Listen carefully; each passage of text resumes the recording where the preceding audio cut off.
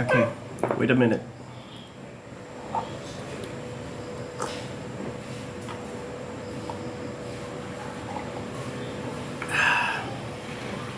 Okay, so hello, good morning, good evening, good afternoon, hello, and hi. This is Roddy again, and again, I'm going to be speaking in English. I'm going to be practicing my English here. And today, I'm going to be talking about coffee and how it affects me. Okay. So, coffee, especially in my country, is a quintessential part of the culture. Here in the Philippines, I think that if you walked out in the streets, you would I think meet 7 out of 10 people who would drink at least a cup of coffee each day, especially in the morning. So that's how quintessential coffee is to the Filipino people. And I'm one of them. I love coffee. Coffee, as you would expect, relaxes me. It for some reason I feel like it revitalizes me in a way and takes some of the stress away out of my biology, if you will. But then, apart from its what you might call biological effects,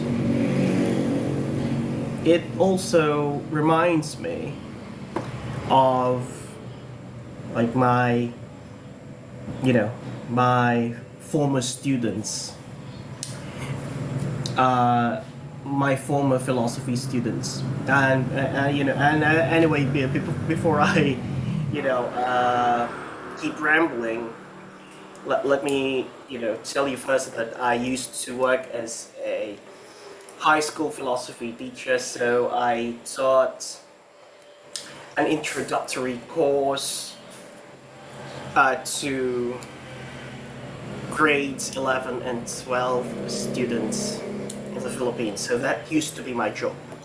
So anyway, as I was saying, coffee reminds me of my former students, and whenever I remember them, whenever I remember how I taught them, how they interacted with me, how we had conversations, the kinds of conversations that we had, it really refreshes my mind and makes me think.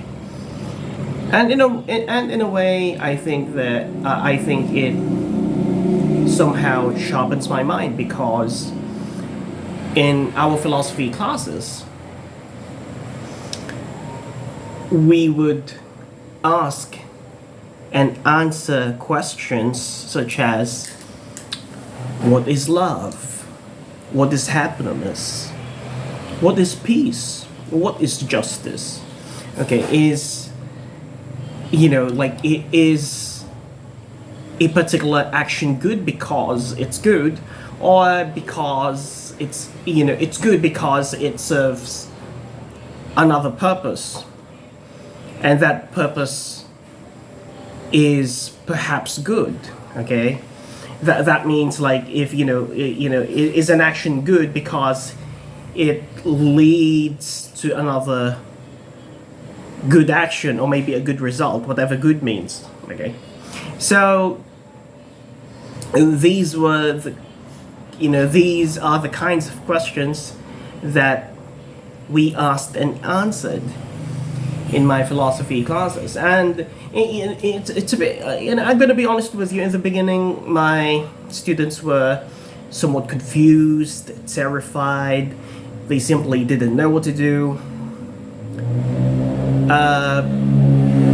There were times that, like, they were, they were, I think, inconfident. They felt that they didn't have any ideas, although I think they really did, because they were scared of, like, giving wrong answers. But then that, I think, would have raised even more questions, because if you say, well, your answer is wrong, then you could be asked, like, what makes the answer wrong? Okay, what makes it wrong? Like, what was the standard for its wrongness when you say that an answer is wrong, at least in philosophy class, in my philosophy class. You could say that maybe it's logically inconsistent, okay? Or maybe it's logically consistent, but it's not empirically provable, okay? That means empirically verifiable, okay? So if it's not empirically verifiable, then it's wrong, maybe, okay? I'm not saying that that's like the ultimate standard for determining the correctness or the wrongness or whatever of, like, any answer. Nevertheless, again, drinking coffee reminds me of those good old days, the times that I spent with my students, our interactions, the questions that we asked and answered, especially the question of love. It was something that my students in general found really interesting, because for whatever reason, it seems to me that teenagers are interested in love, whatever love means or whatever love is. Okay? Because, like, they, like, many of them were in romantic relationships, or maybe they, like, maybe some of them didn't have, like, romantic partners, but they were interested in having one, or they were interested in some particular some particular potential romantic partners. Then perhaps that's the reason why they found the question of love interesting. Because, again, one of the questions that we asked and answered in our philosophy class was, what is love? What is love? Like, when you, let's say, for example, when you tell your romantic partner, I love you, and your romantic partner tells you, I love you too. If he or she responds to you, I love you too, you're using the same word, love, but like, you think you understand each other, but do you really know what you guys mean?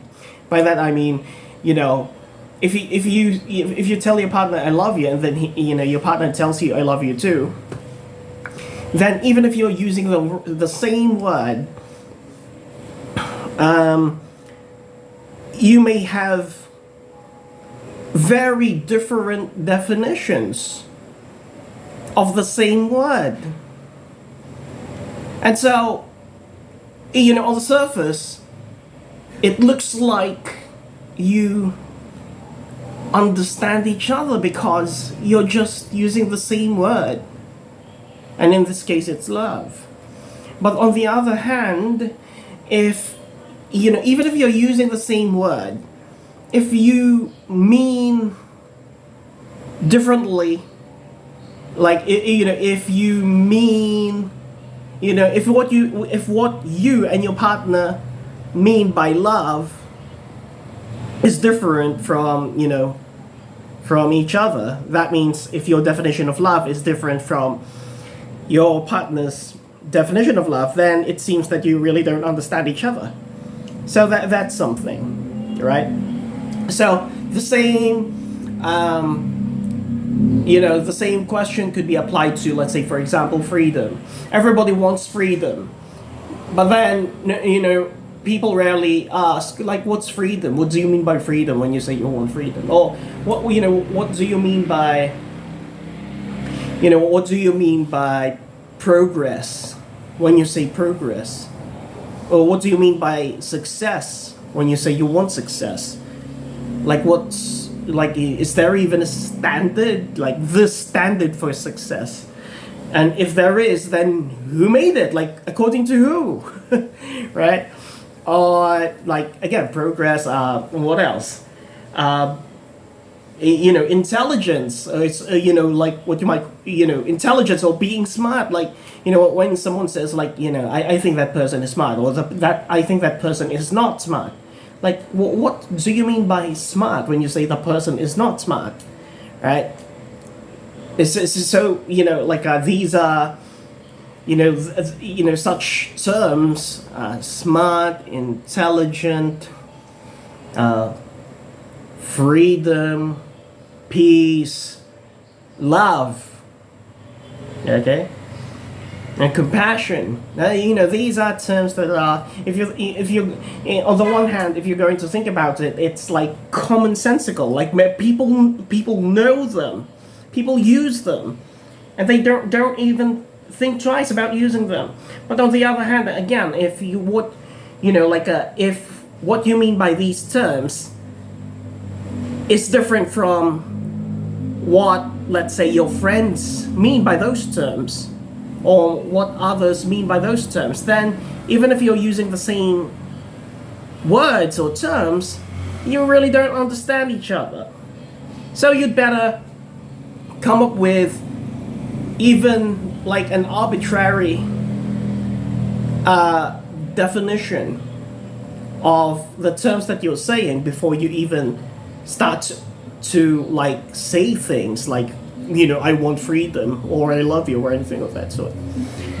So anyway, that's that's all for tonight. And thank you very much for listening.